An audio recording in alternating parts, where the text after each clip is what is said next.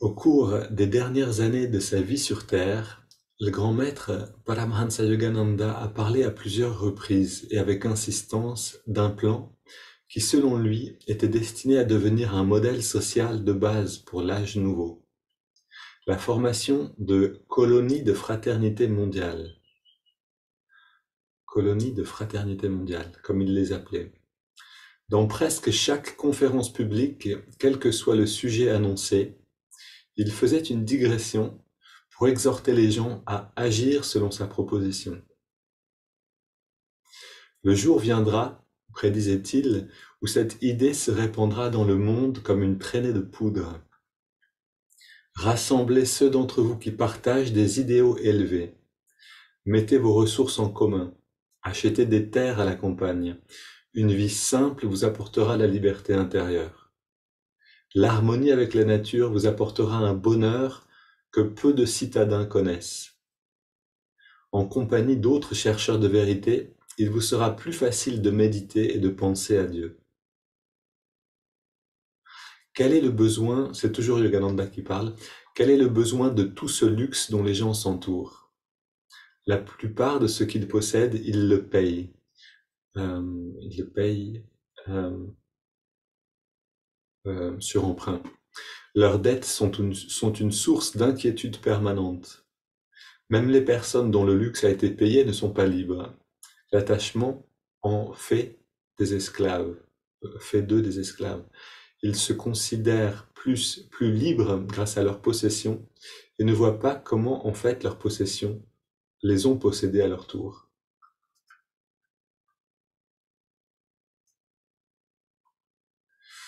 À nouveau Kriyananda qui parle, Yogananda mettait l'accent sur les joies d'une vie simple et naturelle et sur la pensée de Dieu, sur les pensées orientées vers Dieu. Un mode de vie qui, disait-il, apporterait aux gens bonheur et liberté. Mais son message ne se limitait pas à présenter aux gens une idée séduisante. Il y avait aussi de l'urgence dans son plaidoyer. Le temps presse, répétait-il à ses auditeurs. Vous n'avez pas idée des souffrances qui attendent l'humanité. Outre les guerres, il y aura une dépression comme on n'en a pas connu depuis très longtemps. L'argent ne vaudra plus le papier sur lequel il est imprimé.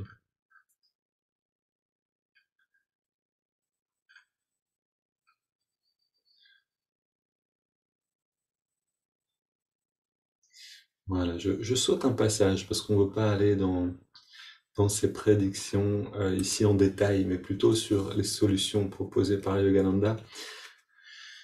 Et pour ceux qui veulent, qui sont intéressés par ces textes, je peux vous le rendre accessible. Vous m'écrivez ça pour nous, écrivez. Examinons la solution proposée par Yogananda, celle des colonies de fraternité mondiale. Outre des communautés intentionnelles, pour utiliser un terme plus connu, communauté intentionnelle. Il s'agissait bien sûr d'une solution pour l'individu et non d'une solution universelle, comme il le soulignait. Pourtant, de nombreux changements universels ont découlé de la transformation personnelle des individus. Euh, En témoigne l'élévation généralisée qui a découlé des enseignements de Bouddha et de Jésus-Christ. Les révolutions sociales qui ont suivi étaient sans commune mesure avec les quelques disciples convertis par ses grands maîtres.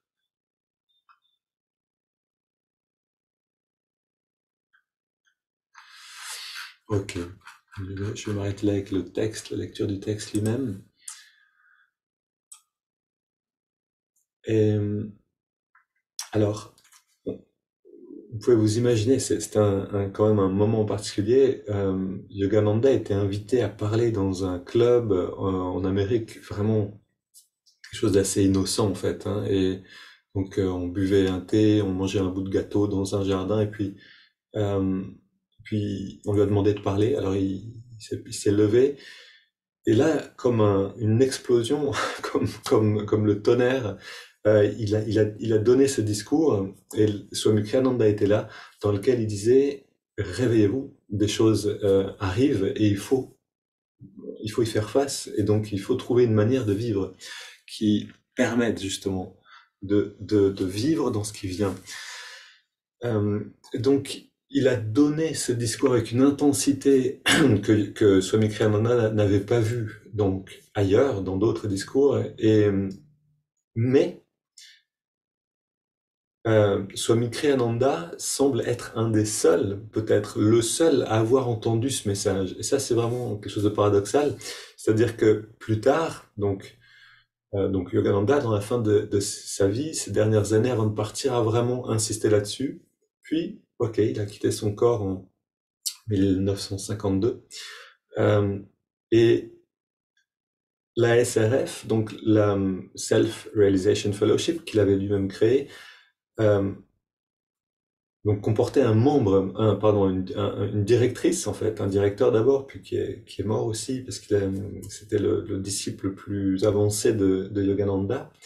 Mais il a eu un cancer, donc il est mort assez rapidement, en 3 ans ensuite, donc c'est passé ensuite à quelqu'un d'autre.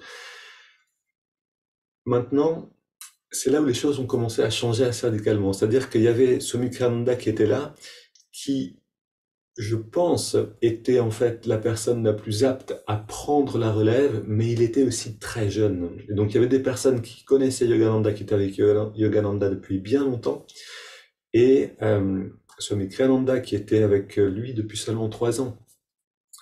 Et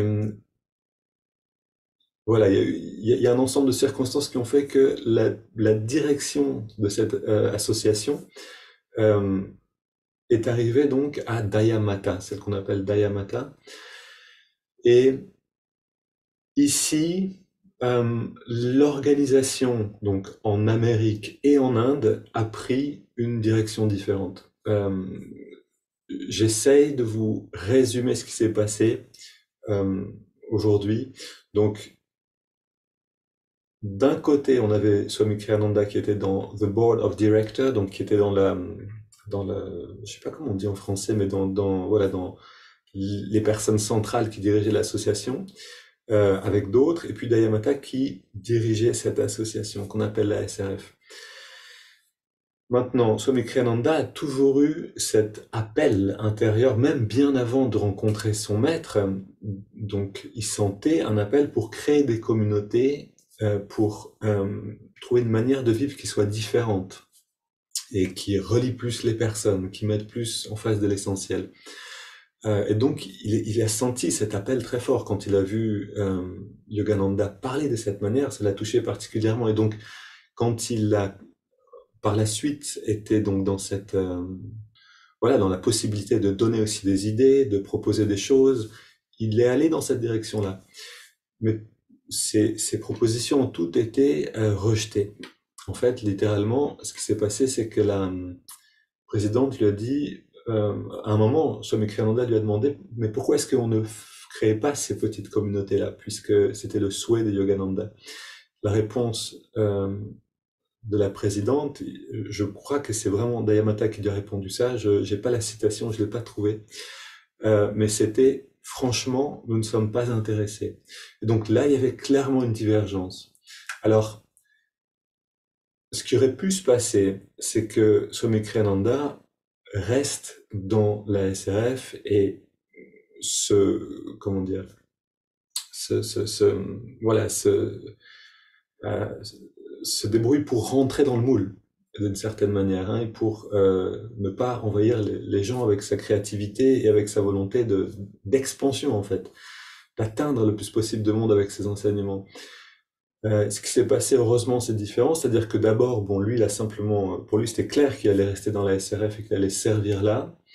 Il a été envoyé en Inde, peut-être pour plus de liberté à Mount Washington, pour pas qu'il ait constamment, que les personnes aient à dealer constamment avec ses propositions, qui étaient à la fois efficaces, créatives, mais aussi qui changeaient les choses à l'intérieur de l'association. Donc il s'est retrouvé en Inde, à Calcutta, et notamment à parler, donc de plus en plus à parler, à être invité à parler à droite et à gauche. Il avait vraiment aussi ce magnétisme et ce talent d'orateur, donc qui faisait que voilà, on aimait l'écouter. Et donc il a fini par rencontrer des gens voilà, qui étaient dans le gouvernement, qui étaient relativement haut placés, et il leur a parlé de cette volonté en fait de créer un, un ashram près de New Delhi.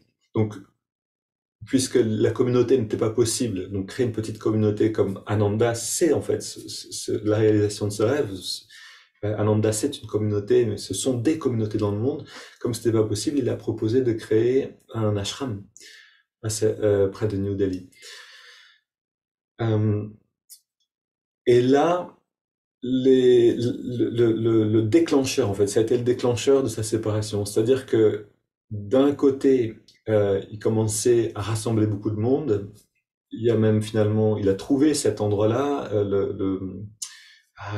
Malheureusement, je sais plus, c'est un président, un premier ministre. Bref, vous le savez mieux que moi, mais Nehru est venu sur la propriété qui allait devenir l'ashram. Il a donné son accord et sa bénédiction pour que ça se passe. Donc, après tout ce travail, Swami Kriyananda, très heureux d'avoir pu réaliser tout ça, a appelé la SRF en Amérique et leur a dit, ça y est, on a le feu vert, on a un endroit, on peut créer quelque chose en Inde. Et là, il a été, non seulement on lui a dit hors de question, on laisse tomber tout ça, mais il a été viré, il a été mis dehors par la SRF. Qu'est-ce qui s'est passé à ce moment-là? On peut se demander vraiment qu'est-ce qui s'est passé dans la tête du président, de la présidente à ce moment-là, de Daya Mata. Aller dans les détails exactement demanderait beaucoup de temps. Et en même temps, c'est bien que vous compreniez ce qui s'est passé, mais on peut dire que, alors, en parallèle, en fait, ce qui s'est passé concrètement, c'est qu'en Inde, il y avait déjà une association qui s'appelait YSS, Yogoda Satsanga Society, et cette association avait une manière de gérer la chose qui était très pyramidale, donc dans le sens, en fait, lui-même disait, voilà, tout doit venir de l'Amérique, et vous nous dites ce qu'on doit faire, et nous on le fait simplement. Et en fait, ça donnait une possibilité à la SRF de savoir ce qui se passait en Inde et de contrôler aussi des choses suffisamment. Donc c'est quelque chose qui allait dans le sens en fait du développement de la SRF. Beaucoup de personnes dans la YSS, donc en Inde, sont parties petit à petit parce que l'esprit ne leur correspondait plus. Et, et la personne qui était en charge de la YSS, donc en Inde, a accusé en fait Swami Kriyananda, qui lui avait de plus en plus de succès en Inde en parlant et en amenant les gens vers Yogananda, l'a simplement accusé de travailler à son propre profit. Et donc la personne en Inde, donc Daya Mata, la présidente de la SRF, a entendu ça, et elle qui avait déjà en fait des difficultés avec le côté expansif et créatif de Swami Kriyananda, ça a été la goutte d'eau qui a fait déborder le vase. Donc elle avait confiance dans le directeur en Inde, donc elle l'a cru, je pense, hein, simplement, c'est en tout cas ce qui s'est passé, elle lui a dit, voilà, viens tout de suite. Donc il est revenu en Amérique, laisse tomber le projet de créer un ashram en Inde, on laisse tomber tout ça. Donc lui, il était atterré, mais ok, il revient. Et là, elle le rencontre dans je sais plus, c'était à New York ou ailleurs, dans un hôtel avec une autre personne de la direction. Et elle lui dit, tu es viré simplement de la SRF. Donc là, ça a été vraiment le drame pour Swami Kriyananda. Il avait 30 quelque chose, voilà, il était vraiment jeune, il avait tout laissé, tout abandonné dans sa vie pour suivre, pour servir son maître, servir son gourou dans l'organisme que son maître avait créé. Et tout d'un coup, on le met à la porte. Et donc, sans aucune raison, c'est-à-dire qu'on lui a pas donné d'explication, et on lui a interdit même de se défendre, ou de parler, donc il y avait vraiment zéro dialogue, rien du tout, hein, simplement mis à la porte. Et là, bon, pour lui, c'était la fin, quoi. Il a attendu, en gros, il s'est allongé, il a attendu de mourir, il n'y avait plus de sens dans la vie. Et il reçoit une lettre de Ma Anandamoyi qui lui dit, prends cela comme la bénédiction de ton maître. C'est-à-dire, cet énorme obstacle, enfin, cette difficulté qui est sur ton chemin, va permettre quelque chose. Alors pour lui, c'était pas possible de le comprendre dans l'instant. C'est plus tard qu'il a vu qu'en fait, tout d'un coup, il avait les mains libres. C'est-à-dire qu'à partir de là, il était libre d'agir. Il n'y avait plus besoin constamment de dire, voilà, j'aimerais faire ceci ou cela, et avoir un comité de directeurs qui le lui dise constamment, ben non, ça sort de la ligne de conduite de ce qu'on s'est donné, en gros, ou ça sort de la volonté de la directrice. Donc il s'est retrouvé complètement libre.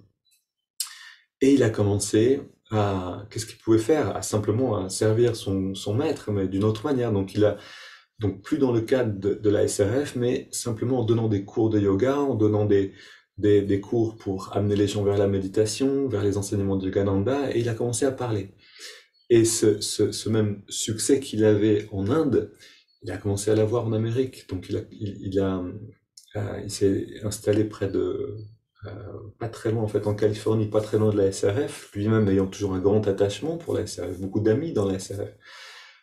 Et puis, il a commencé donc à rassembler des gens, en fait.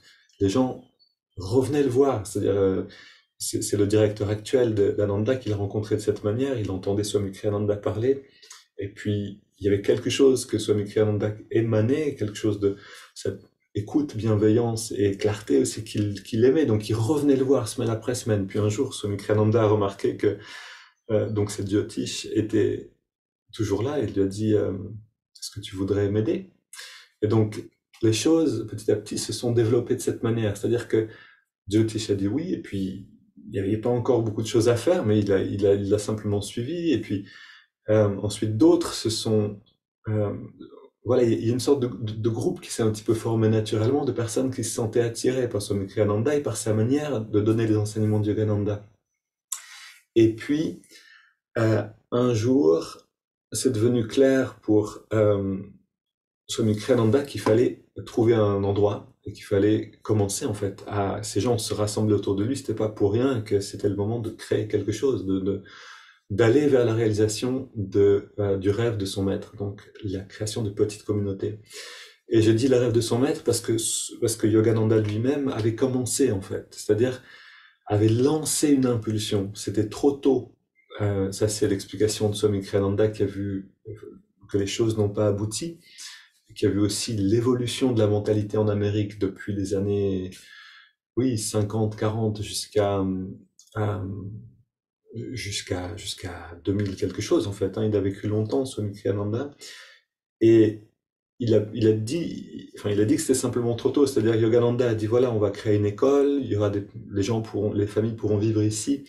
Euh, tout, exactement en fait ce que Swami Kriyananda a fait avec Ananda. Yogananda a tenté de le faire avant, et puis a dû renoncer, simplement parce que c'était pas le moment, c'était pas dans la mentalité de ce qui était possible maintenant en Amérique.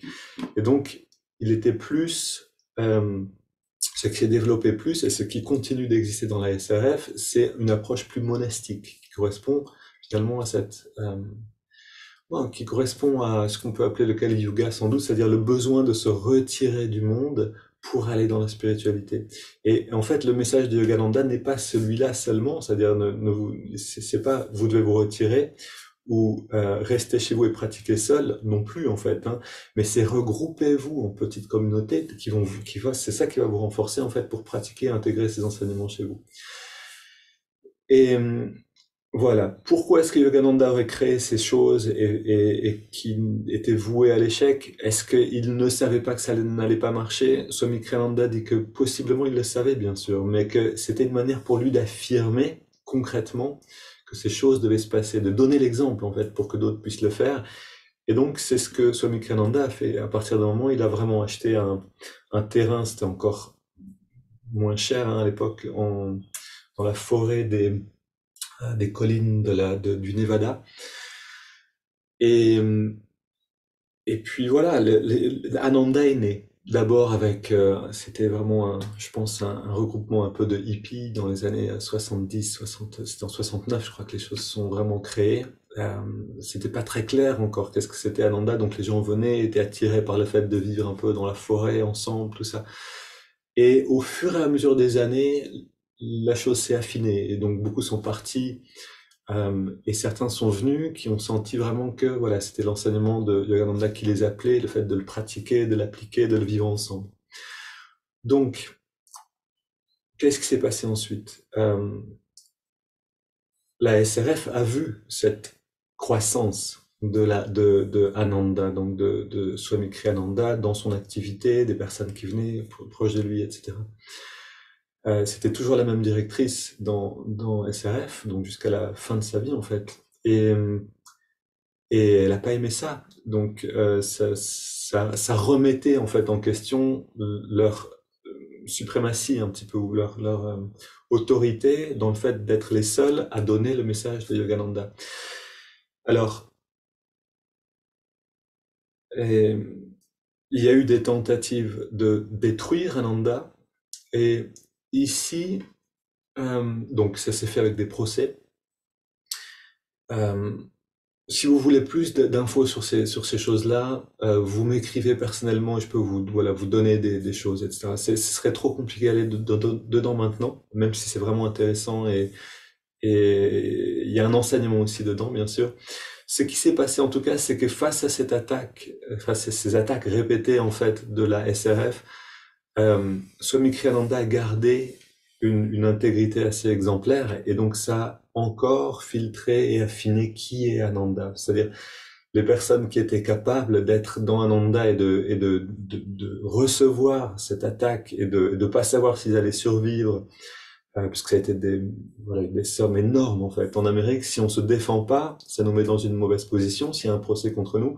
Donc il faut se défendre, mais ça demande énormément d'argent. Et donc le système est tel que on peut écraser quelqu'un finalement en l'attaquant avec un procès bidon ou un procès voilà pas fondé, et en l'obligeant à se défendre en fait, parce que s'il se défend pas, on peut l'écraser légalement, on peut dire ben tu te défends pas parce que tu as tort en fait, et donc il est obligé de se défendre, mais pour se défendre il faut énormément d'argent, et donc Ananda est allé en voilà je pense qu'on dit bankrupt, comment on dit ça, bankrupt, bref, oui, a dû déposer le bilan. Désolé, j'ai pas de meilleur. Mais et donc a dû faire aussi une collecte de fonds pour essayer de survivre. Voilà, ça a été quelque chose d'énorme en fait. Ça a été une énorme difficulté, un test, un défi pour Ananda de survivre à tout ça. On pourrait se dire que ah les méchants c'est vraiment que du mauvais, mais en fait c'est parce qu'il y a eu tout ça que Ananda s'est vraiment développé aussi. C'est-à-dire que la euh, l'intégrité que ça demandait à ce moment-là de rester dans la communauté alors qu'on était attaqué de toutes parts de l'extérieur et que l'opinion publique du coup était vraiment ébranlée face à Ananda et face à Swami Kriyananda, qui était vu du coup comme une mauvaise personne en fait. L'intégrité qu'il fallait pour être près de Swami Kriyananda ou dans une communauté Ananda était plus forte, enfin, ça demandait plus de courage. Et donc, le fait d'être resté intègre a fait que, oui, il y a une qualité de personnes qui se sont réunies autour de lui voilà, qui était différente, une autre détermination, on va dire. Et donc des personnes qui étaient capables, et c'est ce qui s'est passé ensuite en Italie. Donc en Italie, il y a eu aussi une communauté qui a été créée, qui a été accusée par une ancienne personne qui était à Nanda et qui avait été frustrée de ne pas avoir pu vivre tel ou tel, je sais pas en fait, hein, j'ai pas les détails, mais qui a accusé Ananda en Italie. Des personnes à Ananda ont été simplement embarquées par la police, mises en prison, jusqu'à ce que le juge d'instruction ou la personne en tout cas décide que ça n'a pas été euh, qu'il n'y avait pas raison, c'est-à-dire que ce procès n'était pas fondé. Donc les personnes sont ressorties, ils ont pu continuer, mais les dégâts étaient là, c'est-à-dire que l'opinion publique, les personnes qui n'osent plus venir à Ananda pour une retraite de méditation, et donc les finances d'Ananda qui descendent, etc. Donc c'est quelque chose qui s'est passé plusieurs fois, peut-être que ça va se repasser, je sais pas. Je sais que nous, par exemple, on a essayé à un moment d'organiser quelque chose à Paris, dans le cadre d'une radio, etc. Ils se sont renseignés sur Swami Kriyananda et vous trouvez sur Internet des accusations qui sont toujours là. Et donc, on n'a pas eu cette autorisation. Donc, c'est quelque chose qui est dans la vie d'Ananda, on peut pas l'ignorer. Euh, on fait avec. Je veux dire, pour nous, personnellement, Alba et moi, quand on a entendu ces histoires-là, on était comme ça un petit peu, ah, hein, intéressant, ok, qu'est-ce que c'est? Personnellement, j'avais vécu un moment chez Amma où, donc vous savez que j'ai passé un temps dans l'ashram d'Amma, quelques mois, 6 mois ou plus long, je pense. Et puis là, il y a eu un moment où Amma a été accusée par une ancienne disciple qui avait apparemment été frustrée d'être mise un peu, voilà, qui avait plus en fait Amma pour elle toute seule en gros, et qui est partie de l'association, enfin de l'ashram, et puis qui a attaqué Amma en écrivant un livre et en disant qu'elle avait voilà abusé, volé de l'argent, etc. Toutes les choses habituelles. Donc, j'ai vécu ça, en fait, dans l'ashram. J'étais à l'ashram à ce moment-là. J'ai vu que l'ashram s'est vidé, parce que les Indiens, je l'ai appris, donc sont très attentifs au regard des autres. Et donc, c'était vraiment pas évident pour eux de rester, alors que on ne savait pas tout d'un coup si Amma était coupable de... Donc, j'ai vécu ces remous-là. J'ai vu une personne qui était dans l'ashram qui blêmissait un petit peu en disant, mais où est-ce qu'on est? Est-ce que tu es au courant? Il paraît qu'il y a ça, ça qui se passe. Intérieurement, je sentais pas voilà, je me demandais un petit peu le sens de tout ça, mais j'ai vu Amma réagir, je l'ai vu rester complètement euh, toujours dans cette même joie dans laquelle elle est toujours, et puis au lieu de se défendre, laisser quelqu'un d'autre parler simplement, et puis expliquer que ces choses se sont déjà passées régulièrement. Et donc pour nous, c'était comme nouveau parce qu'on était au milieu de cette énergie qui était là. Pour eux, c'était presque habituel. En fait, c'est comme ça que l'ashram a grandi. C'est-à-dire que c'est par l'attaque des personnes à l'extérieur que les gens se sont renforcés à l'intérieur, que des gens à l'extérieur ont vu cette intégrité et, en fait, d'une certaine manière, ont été convaincus, j'allais dire convertis, mais si on regarde, en fait, les premiers chrétiens, je veux dire, la force du christianisme dans les premiers siècles est venue de ce que beaucoup ont donné leur vie pour cette intégrité-là. C'est-à-dire, on allait se faire tuer dans l'arène parce que on croyait dans le Christ et qu'on voulait pas renier cette croyance.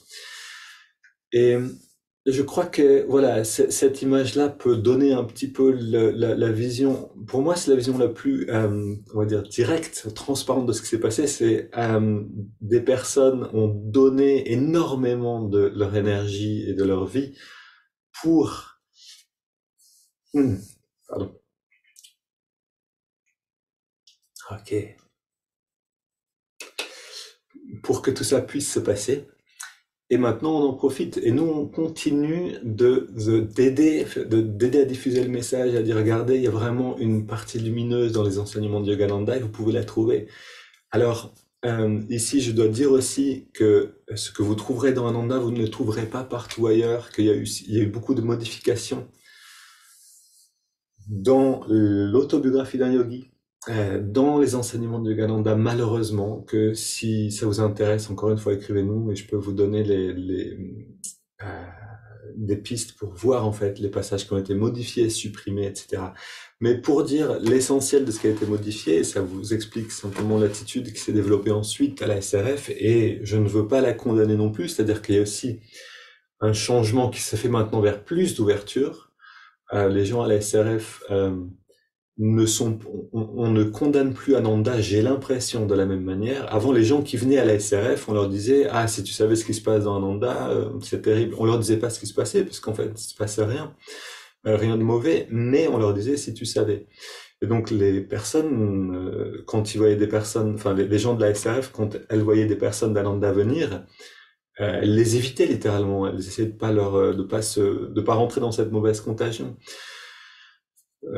C'est un peu ce qui s'est passé pendant un certain temps. Maintenant, c'est plus le cas. Et ça, c'est vraiment un grand pas en avant. C'est-à-dire que j'ai vu des personnes qui avaient reçu le Kriya dans la SRF venir dans une communauté à Ananda, donc j'étais en Italie à ce moment-là, pour découvrir comment ça fonctionne, une communauté où les gens vivent ensemble de manière harmonieuse et vivent les enseignements de Yogananda. Donc il y a une ouverture qui s'est créée. Cette ouverture, elle a toujours été souhaitée par Swami Kriyananda. Elle n'a jamais pu aboutir de son vivant. Mais voilà, c'est notre espoir à tous, à Ananda, que on puisse redevenir simplement des frères et sœurs d'un même maître et pas juste des cousins éloignés où il n'y a pas de raison d'être des ennemis ici. En fait, pourquoi est-ce que les personnes à la SRF, comment dire, c'est beaucoup d'ignorance. C'est-à-dire, si on vous dit, voilà, n'allez pas parler à ces personnes, elles sont pas dans la vérité, elles vont vous amener dans la mauvaise direction. Ok, pourquoi? Il y a des choses terribles qui se passent là-bas, on peut même pas vous dire, bon, ok, on va les éviter, on a confiance en vous, on a confiance dans le Galanda. Et donc, cette manière de faire, ça ressemble beaucoup finalement à ce qui peut se passer dans un État totalitaire. C'est vraiment très similaire. Et en fait, beaucoup de personnes à la SRF ne savent pas qu'ils n'ont pas les textes originaux. C'est-à-dire qu'il y a des passages dans l'autobiographie qui ne sont pas ceux que Yogananda a écrits, qui ont été introduits ou transformés, et d'autres carrément supprimés. Mais pour en revenir à ça, justement, le passage le plus essentiel, c'est, enfin, un endroit essentiel dans l'autobiographie. Yogananda a écrit toute personne. Alors, pour recevoir l'initiation au Kriya, je paraphrase, j'ai pas la phrase exacte. Vous la recevrez, vous pouvez recevoir le Kriya Yoga de toute personne initiée au Kriya Yoga. C'est-à-dire, en fait, toute personne qui a été initiée, si elle sent cet appel à donner le Kriya, selon Yogananda, devrait pouvoir le faire. Ok? Dans l'autobiographie d'un yogi, n'importe quelle édition que vous ouvrez maintenant, vous trouverez, donc de la SRF, vous trouverez n'est habilité à donner le Kriya Yoga qu'une personne habilitée par la SRF. Donc c'est un petit changement, on peut se dire, mais ça veut dire que du coup, toutes les personnes vont aller vers la SRF et c'est tout. Or, le Kriya Yoga est quelque chose qui descend, donc c'est une technique qui descend de Babaji lui-même, par Lahiri Mahashaya, par Sri Yukteswar, qui ont eu plein de disciples, et ces disciples continuent d'enseigner le Kriya Yoga en Inde et dans le monde, dans d'autres, c'est d'autres lignées simplement. Et il n'y a pas que d'ailleurs la Mahashaya, il y a d'autres lignées, une actuelle en Inde, de personnes qui donnent le Kriya. Et ces personnes sont absolument habilitées à le faire. Donc pourquoi est-ce que maintenant on trouve dans l'autobiographie que non, c'est seulement les personnes de la SRF. Donc voilà, il y a cette déformation. C'est triste, mais c'est ce qui s'est passé. La SRF n'a pas encore décidé de faire table rase de tout ça, sinon ils auraient réédité l'édition originale de l'autobiographie, mais c'est ce qu'a fait Ananda. C'est-à-dire que si vous voulez lire le texte original, vous pouvez, et qui a été traduit par Antoine, justement, qui quelquefois médite avec nous. Cette édition, vous la trouvez chez Harmattan, et là, donc, voilà, rien n'a été changé depuis, en fait, l'édition donnée par Yogananda lui-même. Ok. C'est un sujet assez sensible. C'est vrai qu'on n'aborde pas enfin, directement comme ça Ananda parler de ça parce que on veut pas que les personnes qui sont intéressées par Yogananda commencent par voir les problèmes internes dans ce qui s'est passé ensuite entre les disciples. Mais c'est en fait essentiel que vous le sachiez à un moment.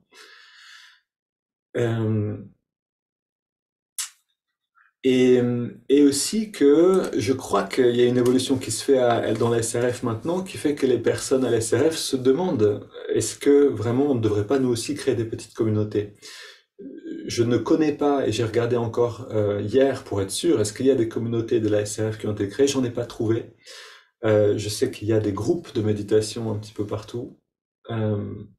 Qu'il y a des personnes dans la SRF qui viennent à Ananda, qu'il y a des personnes à Ananda qui sont amies avec des groupes de la SRF, et c'est tant mieux comme ça, c'est très bien. Moi-même, je suis ami avec une personne de la SRF.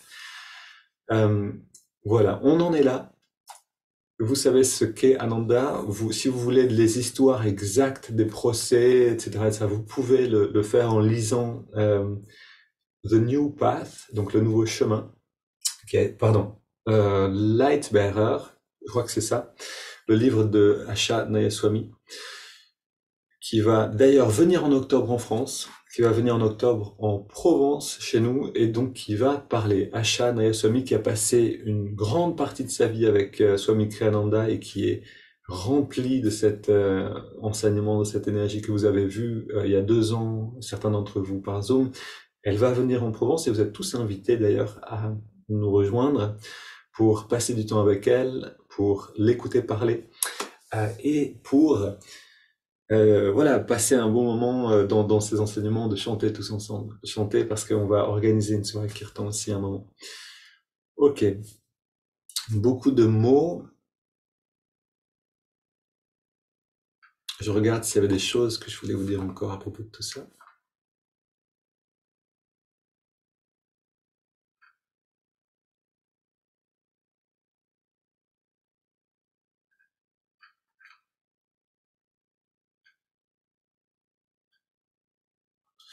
Alors Alba, tu m'as écrit des choses, je regarde.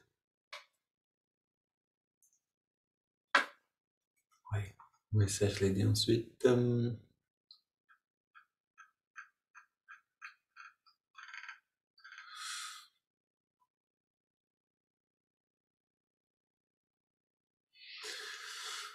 Je crois que c'est tout. En gros, hein, l'essentiel de ce que je voulais vous dire.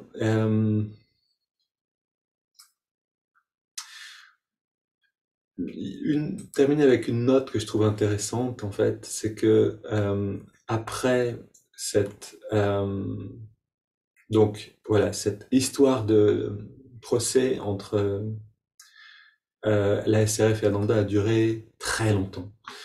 À la fin, je veux dire, Swami Kriyananda se demandait, mais est-ce qu'on va jamais réussir à sortir de tout ça avant de mourir? C'est-à-dire avant que la présidente, alors qu'ils étaient amis à la base, hein, je veux dire, Swami Kriyananda a eu une très bonne relation avec elle à la base. Et il a toujours eu beaucoup d'estime pour elle, même jusqu'à la fin. Il y a vraiment quelque chose de lumineux aussi dans tous ces dévots. Donc, pourquoi on est arrivé là? Est-ce qu'on pourrait pas se quitter en bons termes? Se quitter, c'est-à-dire en finir avec cette incarnation, cette vie, mais en bons termes. Et alors, il y a quelque chose d'intéressant qui s'est passé, c'est qu'une des personnes qui a vraiment déclenché, en fait, tout ça, s'appelle Tara Mata. Maintenant, ce qu'on peut lire euh, dans le livre Lightbearer, donc de Ashan Nayaswami, c'est qu'un jour, un jeune homme vient dans la communauté Ananda et demande à parler à Swami Kriyananda et, euh, et ne veut parler qu'à lui. Donc, ok, on introduit ce jeune homme à Swami Kriyananda et puis là, il lui dit j'ai reçu un message de quelqu'un qui s'appelle Taramata et donc Taramata était décédé à ce moment-là et qui me demande de vous le communiquer. Et donc il lui dit, voilà, elle vous demande pardon. Ce qu'elle a vécu avec vous, c'était une non-résolution karmique de quelque chose qui s'est passé dans d'autres vies. Dans d'autres vies, telle et telle et telle chose se sont passées. Il lui donne des détails assez intéressants d'ailleurs. Et ensuite, il lui s'élève et lui demande, est-ce que je peux vous prendre dans les bras pour symboliquement vivre voilà, cette réconciliation? C'est ce que Tara me demande à l'intérieur. Et donc il y a cette réconciliation qui se fait après finalement le départ de Taramata. Et ouais, c'est un moment touchant. Moi, ce qui me touche particulièrement, c'est le fait que finalement Swami Kriyananda, avec ses accusations, et si on va dans les détails, oui, c'est vraiment pas rigolo. C'est-à-dire que c'est des coups bas, c'est des choses qui réjouissent pas. Et malgré tout ça, il reste dans la lumière. C'est-à-dire que jamais il n'a encouragé les gens à Ananda à parler mal, à penser mal de la SRF, jamais. Et c'est que quand la SRF a refusé de donner le kriya aux personnes de Ananda ou alors voilà, même quelquefois refuser l'accès à des endroits de pèlerinage qui sont donc sur le Mount Washington que Yogananda avait créé ou Yogananda avait vécu. C'est que dans des moments vraiment où Swami Kriyananda a vu que les personnes qui venaient le voir à Ananda étaient elles-mêmes mises en difficulté par la SRF, que là il s'est levé et qu'il a dit attendez, moi je veux bien qu'on dise du mal de moi, etc. Mais par contre, les personnes qui viennent vers le maître, vers Yogananda, elles, j'ai le devoir de les défendre. Donc ça a été vraiment l'impulsion qui a fait qu'à un moment il s'est levé et il a dit ok, ça peut plus se passer de cette manière. Et il a révélé des choses, il a simplement parlé ouvertement du traitement que Ananda a reçu. Et voilà, de certaines incohérences. Ok. Un grand sujet à aborder. J'étais un petit peu, j'allais dire, nerveux de le faire parce que c'est quand même une responsabilité de mettre ces choses sur la table. Mais encore une fois, si vous voulez aller voir les choses en détail, écrivez-nous. On peut vous orienter vers les textes. On peut vous donner des textes qui sont traduits par DeepL parce qu'on peut pas le faire en détail, ce serait trop de temps, mais qui donnent quand même une très bonne compréhension de tout ça. Et c'est quand même intéressant de voir où on est. En fait, je parlais avec une fois une personne qui a reçu son kriya de la SRF et je lui ai demandé, est-ce que tu sais un petit peu en fait ce qui s'est passé entre Ananda et la SRF? Puis elle savait pas trop et elle disait qu'elle avait pas trop envie d'aller creuser dans ces choses-là. Et ma réponse spontanée, ça a été, ben, ça peut être intéressant en fait de savoir la vie de l'association qui t'a donné ou qui te donne des enseignements pour comprendre ce que tu reçois en fait, hein, simplement. C'est comme un chrétien qui irait à l'église catholique, mais qui ne voudrait rien savoir des conciles, des changements qui se sont passés après coup, de ce que la théologie on a fait des enseignements du Christ. Finalement, ce serait de dire non, moi je veux simplement suivre ce qu'on me dit maintenant et pas chercher à si c'est vrai ou pas. Donc, je pense qu'on est maintenant dans un siècle, une ère où on va chercher l'authenticité. Et donc voilà, c'est quelque chose qui est maintenant disponible. On peut aller voir et comprendre par soi-même et se faire une idée par soi-même. Et pour terminer, je citerai cette phrase, bien sûr. On reconnaît un arbre à ses fruits. Donc voilà, il y a tous ces mots-là, mais il y a aussi votre expérience elle-même. Et allez faire un tour dans une communauté Ananda, c'est la meilleure manière de voir finalement si ces choses, enfin si ces communautés ont de la valeur ou vous donnent quelque chose de bon. Ok, on s'est pas levé, on n'a pas parlé, on a peu médité. Voilà, beaucoup de choses que je voulais vous dire, mais je crois que c'était bien de le faire. Ça va permettre aussi peut-être à d'autres qui sont sur YouTube qui nous posent ces questions. En fait, c'est aussi pour ça que je l'ai fait. On reçoit quelquefois des questions. Je suis intéressé par la formation au CRIA. Il y a la SRF, il y a vous. Qu'est-ce que c'est la différence? Et on peut pas y répondre rapidement et on a besoin d'aller un petit peu comme dans tout ça. Donc, ce que je vous propose, c'est maintenant de fermer les yeux, de respirer profondément, d'expirer, d'amener les mains vers l'avant, d'arrondir le dos.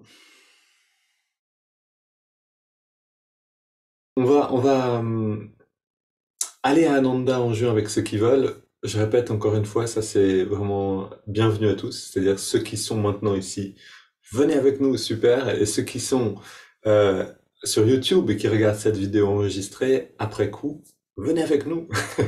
C'est possible. C'est-à-dire si vous voulez découvrir en fait le travail, l'œuvre de Yogananda en Europe particulièrement, en parce que c'est la maison mère, donc la grande communauté d'Ananda en Europe est en Italie. On va y aller en juin et vous êtes les bienvenus pour nous rejoindre.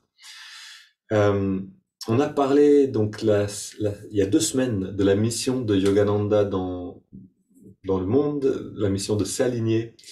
Et